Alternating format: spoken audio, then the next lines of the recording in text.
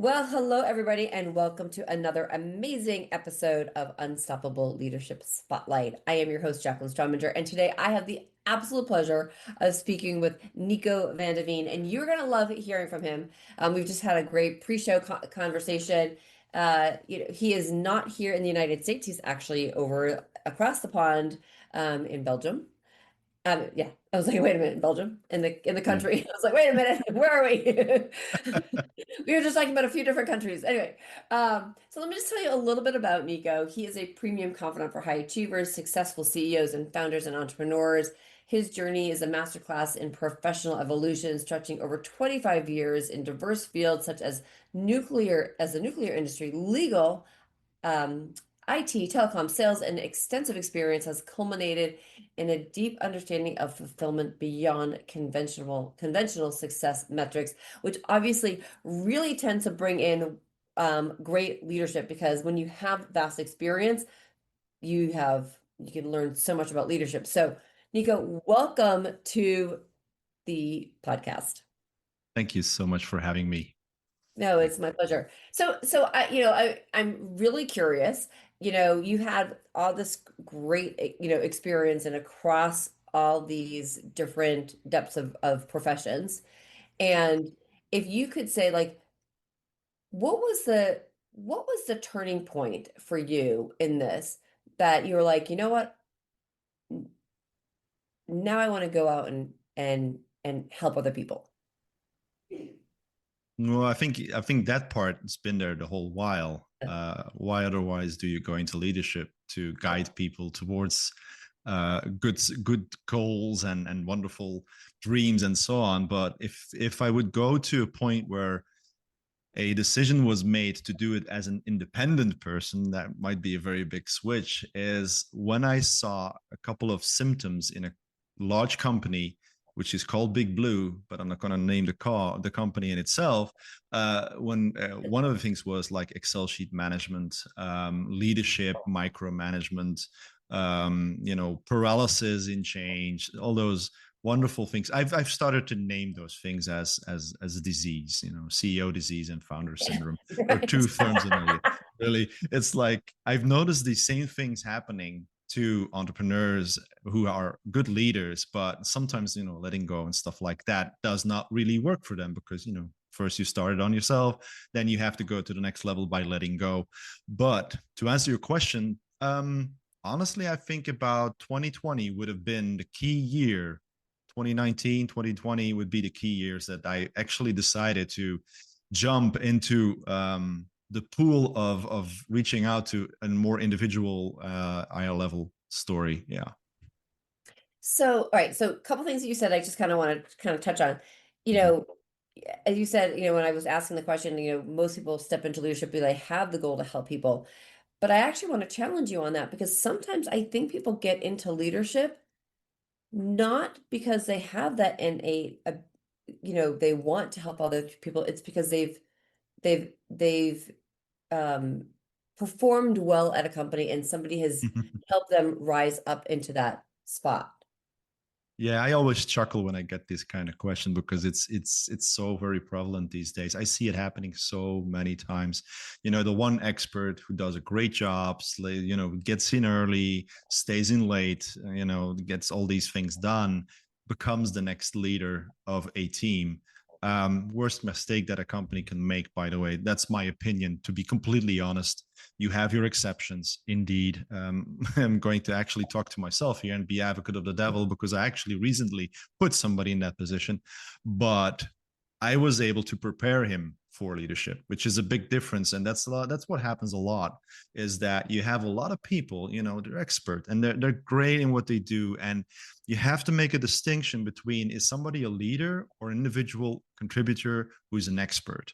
And in a company, I also work in learning and development, and I see these things happen.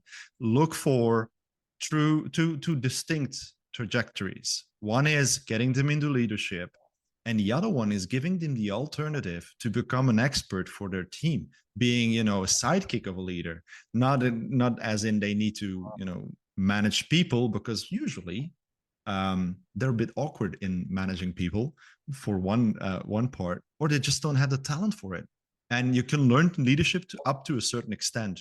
Funny that I just flashed through my mind that my whole career has become falling into leadership one time after another just by being somewhere, by acting with people and so on. So some kind of inherent talent that was within me, but I've seen other people who just jump into being the expert the whole time. They just know things. They find a problem and they solve it, and nobody ever asked for it in a Right. certain way. But yeah, I see what you mean, and indeed, it's something that sometimes needs to be avoided, to just push somebody in that Right. direction. Oh, you're right. You're right. Right. And as we're talking, one of the things that I find that's really fascinating, what just sharing is that, and you said like either giving somebody that ability to say, as you shared, you just help somebody transition into leadership, like you help them get ready for it. Key thing, get ready for it, right? And so but before you help them get ready, you gave them a choice. Mm-hmm. You asked the question, Yeah. Yeah. right? Yeah. Is this is this something that you want to do? Do you see yourself as a leader? Is it something that you want to grow into, right? And or again, asking those questions. And I think that's actually, when I think about the one of the quintessential things about leadership that tends to happen is that the person going into it, it's more like, oh, I want to go, it's part of my trajectory. I know I go here, and then my Mhm. next step is to be like the assistant, blah, blah, blah. And then it's to be the director, and then, and you have this ladder, but nowhere really along the way is somebody really asking and saying, like, or asking the question, what do you really want to do? We just know, right? Like, I want to climb the ladder,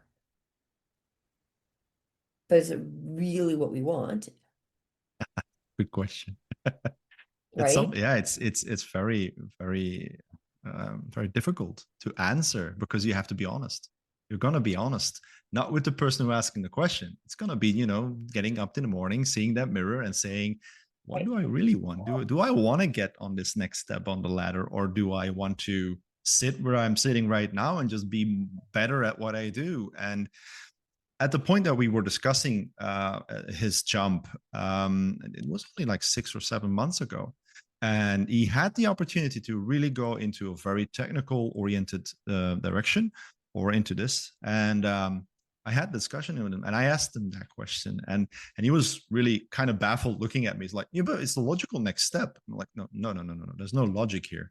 This is about feeling and knowing and understanding who you are as a person, because as a leader, you need to know a heck of a lot about yourself before you start leading people. If you don't, there's a lot of stuff that you're going to meet along the way that you don't want to meet, Yep. because all your people are reflections of you, and they're going to just rub it into your face when you're doing something wrong, and you're going to have to tackle that. And it's better to tackle beforehand instead of really in your role. Right. Yeah. And it's so important. Like, yeah, as a leader, you really do need to know who you are. You need to know your values and what you stand for. And something that you said, again, I'm just going back to this is is helping, as you said, it's about helping people. And I think this is a key thing about leadership is that I think people sometimes forget that part. Like the word lead is Mhm. not tell, right? That's on the And dot. Yeah. right. And so if we think about what leadership really means, it is, and I'll go down to like, we were talking before about like being like on a farm, right? You have the person who's leading a flock. You're bringing people to a point. You're moving people. And so I think we forget that. And so I want to ask you, as you're working with people, how do you help your clients and how do you help people kind of like take that step back and say, how do you lead? Well, first of all, I'd like to make a comparison as well. What I see, what leadership is. There's this old image of you have a horse and carriage, Yep. and the comparison is the horses are your team, and the carriage is the product or service or whatever you're moving into the world of or outside of the world. Now you have different kind of leaders. There's the manager who's sitting on top of the carriage, telling people where they need to go. Then you have the leader that is in front of all the horses, showing them how to need to do it and expecting all of them to do the same. And then you have this one person that's somewhere there in between that you don't see. He's running around between the horses and listening to all the horses and trying to understand why that one horse wants to go left and the other one goes right. And you try to compare them and ask them, why are you doing this, and bringing them back together in that same direction, putting their noses in the right direction. To me, leadership in my core is that guy who is invisible, but who is there to only support their environment instead of directing them, micromanaging and all that stuff. So how I help my clients in that story is by purely listening first to to what's going on with them. There's a lot of leaders out there who are in very specific positions, and I would say executives or C-levels or founders or entrepreneurs who are managing a flock that is so diverse that they meet a lot of different stories, and they need to be able to tell somebody those stories, but they're not going to be able to do that to their employees or to their team members. I'm the one who is listening to their story in full confidence, and I will not spread it. That's the first thing, creating the trust environment of you can tell me your story and it will not leave the room. That is apparently, that's the feedback I get, is that it's very exceptional. Even though people go to therapists and coaches and so on, their story is being recycled and reused for other means. They might put another name on it and this and that, but in some point they're reusing it, and it's not okay to do that. Basically, No, if somebody tells you something in confidence, it you keep stays in confidence. quiet. Yeah. I don't have any. For instance, I don't have any specific witnesses or anything like that will tell you about my services. I do not want that. I don't care about it. It is, I do what I do, and people come to me for that reason. So that's why I have the possibility to tell them a little bit more and a little bit deeper on who they are, because they're telling me their stories, their deepest threats, their deepest fears, their deepest concerns. I can tackle those deepest fears and concerns and threats more deeply. Kind of saying a lot of deep here, but yeah, it's really what's happening. And the thing is, they come out of this as a totally different person, because it's what I said earlier. You meet your reflection in your team. You meet your own pains in your team. If somebody's not performing, it is really a reflection of you. You're not performing in a certain part of what you're doing. And they will show you as long as necessary that you yourself see what's going on. What are you doing wrong? I've had this experience in the past myself. I've never been a writer, procedures and all those documents. It's not my thing. I love AI for it these days. So it helps me. I call her Luna. Oh, I love AI yes. Anyway, yeah. helps a lot. But somebody in my team as well was always complaining about the fact that she didn't know what she needed to do. And of course, if you don't have any standard operating procedures within your department, you're effed. Forget my French. But I started understanding, like, whoa, hold on, there's a big hole there. What's the hole? And eventually, I had a mentor within the company who really rubbed it into my face, and he said, "So how do you know every day what you need to do?" I'm like, well, actually, I open up my email, and that's where he said, "Oh, yeah. You're turning out fires. You're not solving problems. You're turning out fires. Where are your SOPs? Where are your standard operating procedures? What are you doing?" And, oh, okay. So yeah. And I started realizing these things, and it solved. The person who had the issue suddenly knew exactly what she needed to do, and her day was much better, her life was much better, and so on. And then you come to the layer where you become the foundation of your team, where you are at service. And that's where I want to reply to the question you have about helping. As a leader, you are not there to be what a lot of people think as being the boss. It always makes me think about the 80s episodes, Right, series of right, Who's the Boss, right. where you never know who's the boss, basically. But indeed, you're there to service them. And a couple of months ago, I went to a company and I saw a perfect example of how a structure, organizational structure looks like, what it looks like when you're helping the right people. And they had it upside down, basically. If you know, your classic structure in organizations is pyramid. They turned the pyramid upside down and they said, everybody executive is supporting all the rest of the teams. They are supporting the sales guys and so on. And they're there to provide you with the necessary funds to do that event, to do the customer attraction solution, and so on. And they're not there to tell you what to do. They're the expert. And I love saying this to my team when I come into a meeting room. I'm like, listen, guys, I'm the dumbest person in the room right now. You're going to tell me what you need me to do to get your stuff moved forward. And that's what they love. Keep them in the place where they are the best. That's their expertise. So that's how I see leadership and helping and so on. I hope it gives you an answer to the question. No, and actually, it's you know.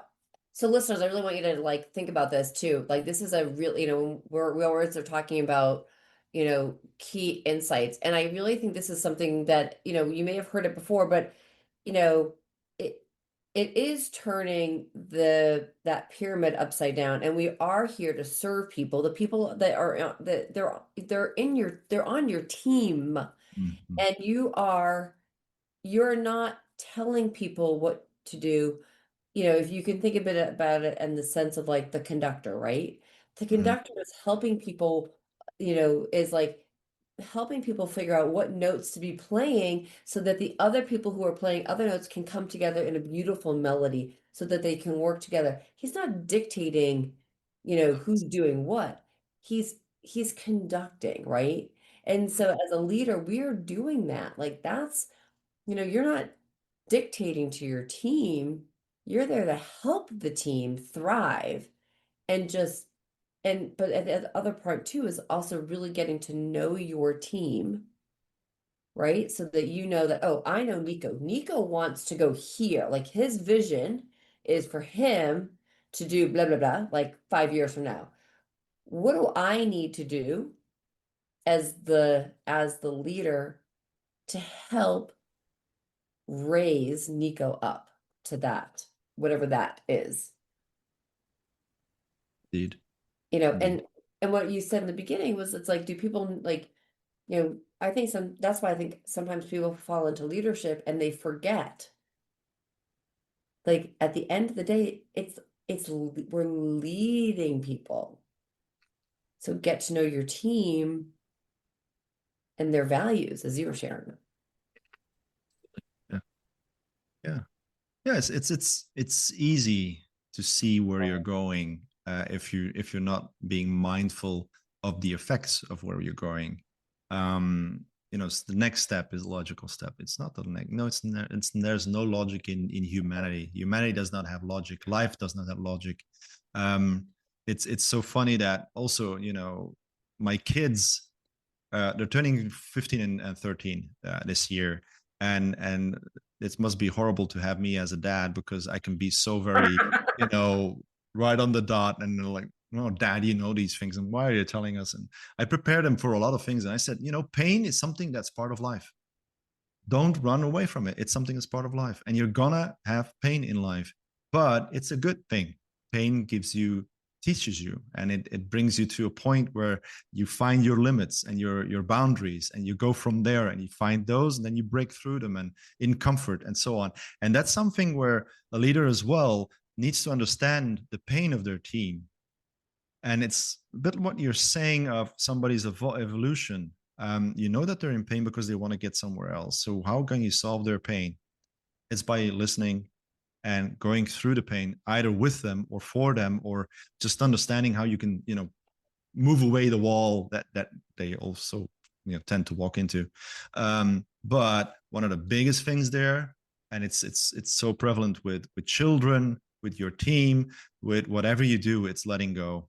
It's really letting them do it and trust in their ability to get through that pain and that wall, and they will achieve.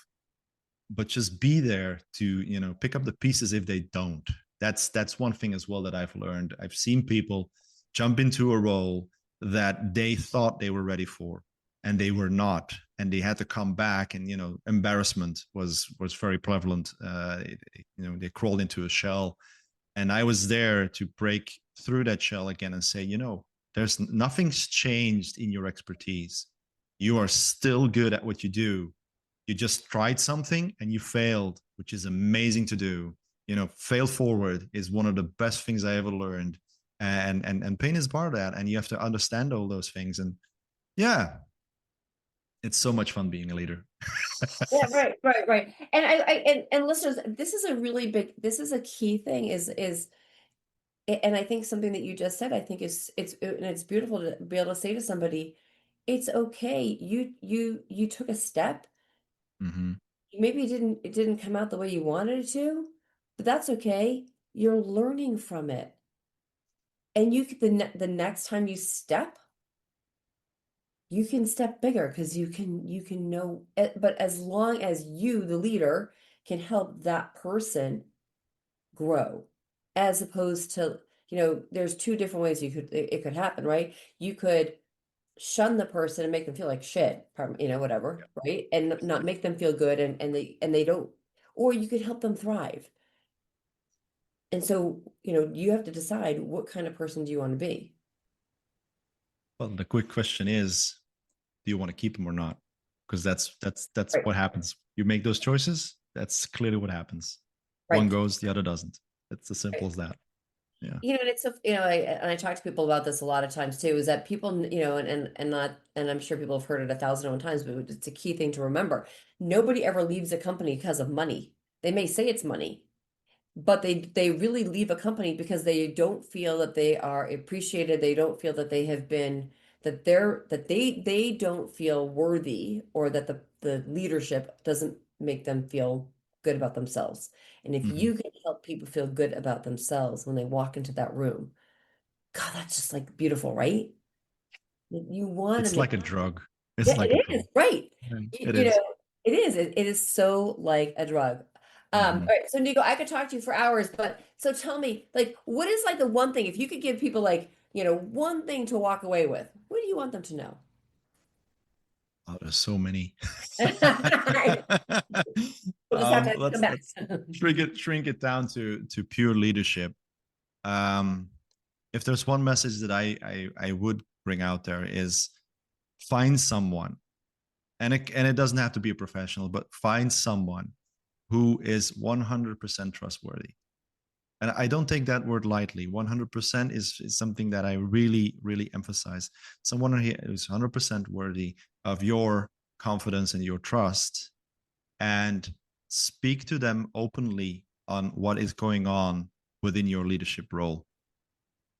And ask them before you even start, do not give me any solutions. Do not ask me any questions. I just want you to listen, because listening to your own voice is sometimes the key to finding a solution to all your problems. It's the same thing as writing down a problem is solving it halfway, because Mm. every solution that you're looking for a problem is within writing down and within the problem. So that's one thing that I would, send out there. Oh, I love that. That is so important and so true. So how can our listeners connect with you and learn more about you? And Well, the quickest way is LinkedIn. I'm always active on LinkedIn. So I publicize a weekly podcast as well, the Everlasting Fulfillment podcast, where I discuss CEO disease and founder syndrome very, very explicitly with executives and C levels. And on the other side, I do the L&D and the confidant story. That's the other thing. But LinkedIn, find me on LinkedIn, or just type in my name, put a .com right behind there, and you'll swim overseas under the ground to a wonderful country called Belgium, and that's where you'll find my website.